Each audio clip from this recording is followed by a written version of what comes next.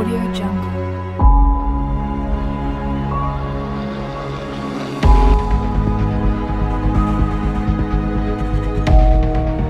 Audio Jungle.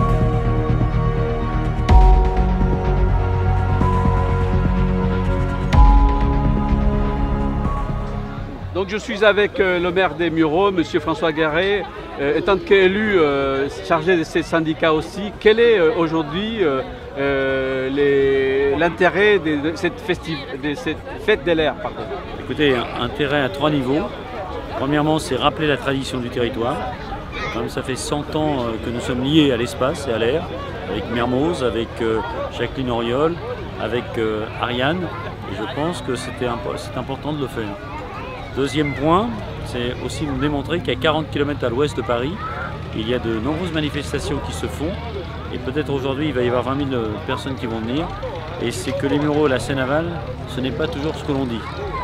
Troisième point important, je pense aujourd'hui aussi, quand on voit l'espace qu'il y a là, c'est un espace qui va servir de centre de formation, notamment par rapport aux mécaniciens de l'aviation civile. Et n'oublions pas que nous allons créer l'association de développement durable du drone.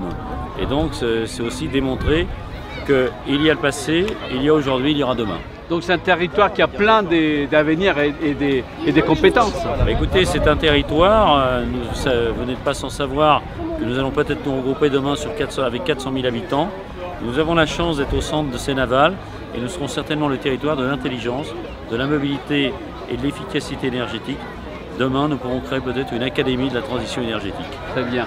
Et aujourd'hui, vous avez, pour terminer, les soleils, les gens sont avec plaisir, se promènent. Vous êtes un élu heureux. C'est-à-dire que je suis un élu radieux. Le soleil est en train de nous éclairer et souvent du soleil jaillit la lumière. Et je pense que la lumière sur ce territoire fera que quel que soit nos alliés, quel que soit, nous sachions nous unir pour faire un grand territoire et qu'on soit aussi un territoire de proximité.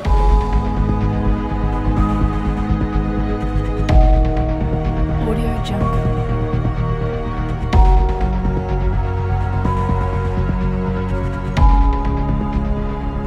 Je suis avec Yvon Fournier, donc conseiller recruteur pour l'armée de l'air. Donc quelle est la raison de votre présence ici dans le cadre de la fête de l'air édition 2014, Monsieur Fournier? Je travaille dans un centre d'information et de recrutement des forces armées, donc nous sommes là pour informer toutes les personnes qui souhaitent intégrer l'armée de l'air ou les autres armées sur toutes les spécialités qu'on peut proposer. On propose des métiers à partir d'une fin de 3e jusqu'à Bac+5. Avec un baccalauréat par exemple, on peut devenir pilote, à condition de passer des tests de capacité, des tests de connaissances générales, de connaissances aéronautiques. Avec un baccalauréat, on peut devenir mécanicien, on peut devenir secrétaire, on peut devenir comptable, on peut devenir moniteur de sport, infirmier, contrôleur. Il y a vraiment tout un tas de spécialités que l'on peut proposer avec des formations qui sont rémunérées. Et ensuite, un premier contrat dans l'armée. À l'issue de ce contrat, soit on décide de continuer dans l'armée, pourquoi pas pour faire une carrière, ou bien retourner dans le civil avec une formation qu'on aura appris et puis une certaine expérience qu'on aura acquis dans l'armée. Et justement, nous avons deux vernolitains qui sont là. Tu cherches quoi aujourd'hui à savoir? Quel est... C'est pour savoir le but de l'armée de l'air, qu'est-ce qu'ils font comme mission. Et actuellement, vous êtes où? Au collège? On est au collège Jean Zay en 3e. D'accord. Et ça va les écoles? Ça va. D'accord. Et vous aimez bien, j'imagine, l'armée de l'air? Ça vous intéresse les vols? Oui. D'accord. Très bien. Vous avez une question peut-être à poser? J'aimerais savoir ce que le but de vos missions dans l'armée de l'air. Alors le but de la mission, déjà, l'armée de l'air, c'est une armée d'appui. On est là pour faire des missions donc à partir des avions. C'est-à-dire que pour que l'armée de terre, par exemple, puisse avancer dans un pays ou bien dans un conflit, l'armée de l'air va venir en appui, par exemple, pour détruire certains endroits stratégiques pour qu'on puisse ensuite emmener du monde, du matériel, des personnels, etc. Donc bien entendu, on a les pilotes, mais ces pilotes, pour qu'ils puissent voler, on a tout un tas de personnes autour qui vont s'occuper de leur formation. Et les avions, pour qu'ils puissent voler, on a tout un tas de personnes qui sont là pour les maintenir en état, pour les aider à voler, comme le contrôle, etc. Et pour préparer les missions, on a aussi des gens qui travaillent dans le renseignement, qui vont aller sur le terrain pour pouvoir préparer les missions, pour pouvoir prendre du renseignement sur tout ce qu'il peut y avoir dans les différents pays. Tu as une question peut-être? Moi j'aurais voulu savoir si dans le domaine de l'armée de l'air, il y avait des métiers interdits aux filles. Enfin, c'est pas Dans l'armée de l'air, toutes les spécialités sont ouvertes aux femmes. On est l'armée la plus féminisée, on a 22% de femmes dans l'armée de l'air. Toutes les spécialités, que ce soit fusilier commando, que ce soit pompier, que ce soit pilote de chasse, que ce soit contrôleur, que ce soit mécanicien, on a des femmes dans tous ces métiers-là et tous les métiers sont vraiment ouverts. Là, quand on parle d'égalité homme-femme dans l'armée, c'est pas un vain mot, tout le monde touche la même paye, on est militaire avec une spécialité, mais vraiment tout est ouvert à tout le monde. Voilà. Bon, vous avez compris, hein, si vous avez envie de voler, l'armée de l'air vous accueillera ici demain et dans 25 ans. Voilà. Merci M. Fournier. Au revoir les amis et bon courage pour la suite.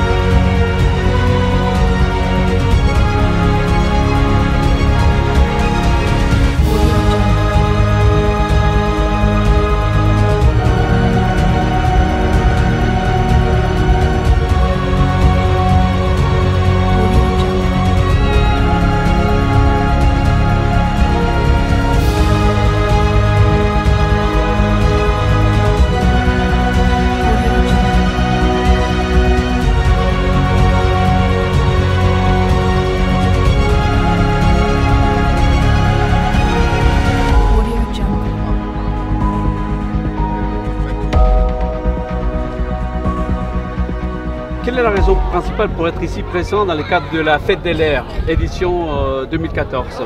Nous avons été sollicités par M. Gendal pour venir un petit peu justement commémorer les événements du 70e anniversaire du débarquement. Donc, comme vous avez pu le voir, il y a quelques avions de la Seconde Guerre mondiale, notamment un très beau Messerschmitt qui est là.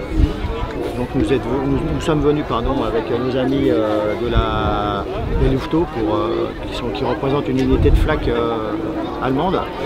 Donc pour justement un petit peu honorer tous les soldats qui ont débarqué en Normandie pour venir délivrer la France en 1944. Donc voilà, c'est un peu pour le sujet. Après, la deuxième question, comment on peut sauver tout ce patrimoine et tout cet armement en fait. En fait, quel est le moteur pour garder ces souvenirs, patrimoine quelque part douloureux, hein, avec une guerre qui était bien sûr, quelque part douloureux évidemment, mais c'est surtout le devoir de mémoire en fait. Hein. Le devoir de mémoire justement vis-à-vis de tous ces jeunes soldats qui sont venus des États-Unis pour combattre ici en France, pour que nous soyons libres en fait aujourd'hui. Hein. Donc c'est un petit peu pour eux qu'on fait ça et qu'on a sauvé un petit peu de matériel justement, un petit peu de toute cette destruction pour pouvoir justement les honorer et leur rendre hommage et savoir avec quoi ils se battaient à l'époque et dans quelles conditions ils pouvaient se battre. C'était des conditions quand même difficiles.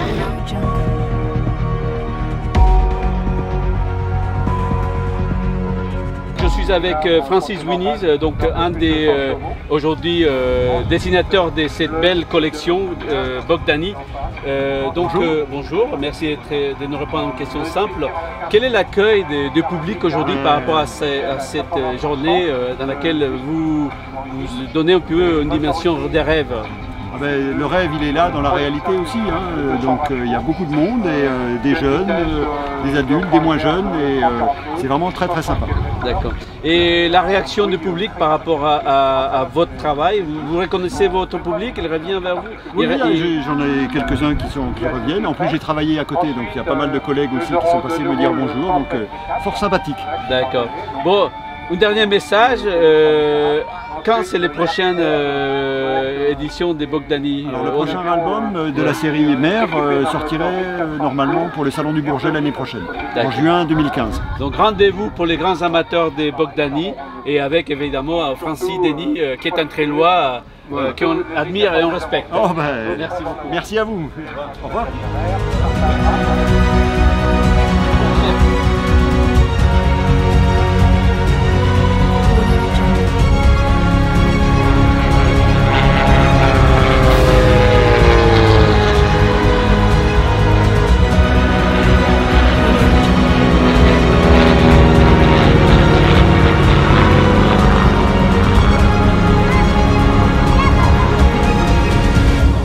Jean-Pierre, amateur passionné de l'aviation, qu'est-ce que vous faites aujourd'hui dans ce cadre idéal de la Fête de l'Air édition 2014? Eh bien, aujourd'hui, j'ai présenté mon nouvel avion au public avec une présentation en vol que j'ai fait vers 14 h en début de journée. Et on avait des créneaux et chaque avion faisait 6 ou 7 minutes de présentation. Là, en ce moment, on est en créneau baptême de l'air et dans quelques instants, les avions baptême de l'air vont rentrer. Ils sont en train de rentrer, d'ailleurs, là, je les vois.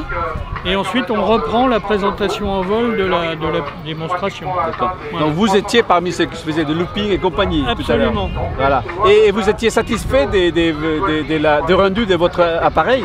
Mais écoutez, moi, je ne pouvais pas trop juger, mais tous les gens au sol m'ont dit que c'était bien. Alors, je suis content.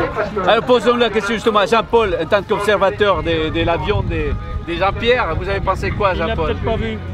Oui, non, on est arrivé après. Vous êtes arrivé plus tard. D'accord. On est arrivé plus tard. Donc il peut juger qu'au sol. Voilà, donc je viens de rencontrer Jean-Pierre, ça fait quelques années qu'on s'était pas vu. Ah bah oui. Et donc il vient de me présenter son avion, qui est un très bel avion et un profil magnifique et avec des performances exceptionnelles. Des performances intéressantes pour un avion léger qui est un ULM administrativement. Ouais.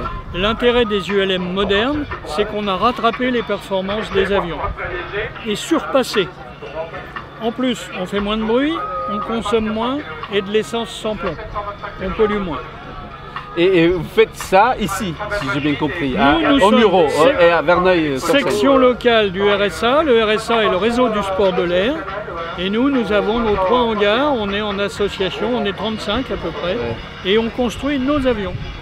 On les essaie et on vole avec. Alors, dernière question pour Claudine, d'une manière sympa et candide. Vous avez pensé quoi de cet après-midi, de cette journée?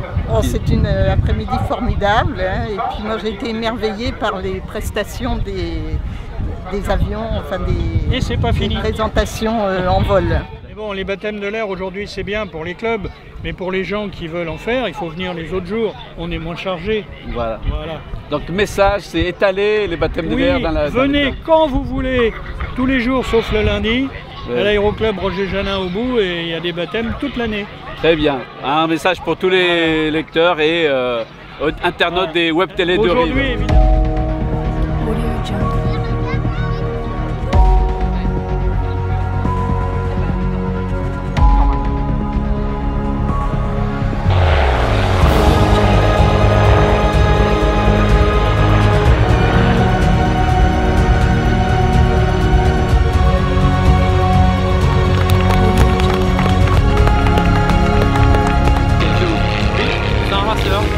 C'est un avion, un raceur, c'est un avion pour faire les courses au pylône.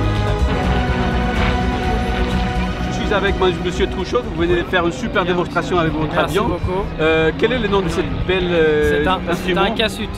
Et qu'est-ce que vous faites avec? Qu'est-ce que vous avez fait avec ça aujourd'hui? Avec ça, normalement, on fait des courses. Ouais. Moi, là, je fais un petit peu de voltige avec, donc j'ai fait une démonstration à la fois de la vitesse et un petit peu de voltige, donc ça permet de concilier les deux, c'est pas mal. Le public aime ça, donc c'est bien. Ça fait combien d'années que vous pratiquez cette activité, cet sport quelque part? L'aviation, ça fait depuis 16 ans que je commençais par le planeur, ensuite l'ULM, après l'avion, la voltige aérienne, et puis ensuite j'ai construit cet avion. Ah, vous-même, vous avez construit cet avion? Oui, ça m'a permis, parce qu'il n'y avait pas d'avion en vente sur le marché. Donc, et combien de temps ça représente un instrument comme ça? Ça a dû me prendre environ 7 ans. 7 ans, d'accord. Entre 7 et 10 années, parce que je l'ai fait à plusieurs stades. D'accord. Premier stade, la performance était pas extraordinaire. Après, il y a beaucoup de finitions sur l'avion pour que ça aille. Et aujourd'hui, quel est le lien aujourd'hui avec la Fête de l'Air? Vous êtes ici dans un cadre d'un club? Je suis basé ici, dans l'association ACAM. Oui. Et donc voilà, je suis basé là, donc on me propose de faire une démonstration, donc c'est avec plaisir pour le public. D'accord. Et vous avez eu quand même la chance d'avoir le soleil, tout ce qu'il faut. C'est magnifique, on a vraiment beaucoup de chance. D'accord. C'est parfait. Merci beaucoup, monsieur. Merci beaucoup. Audio Jungle.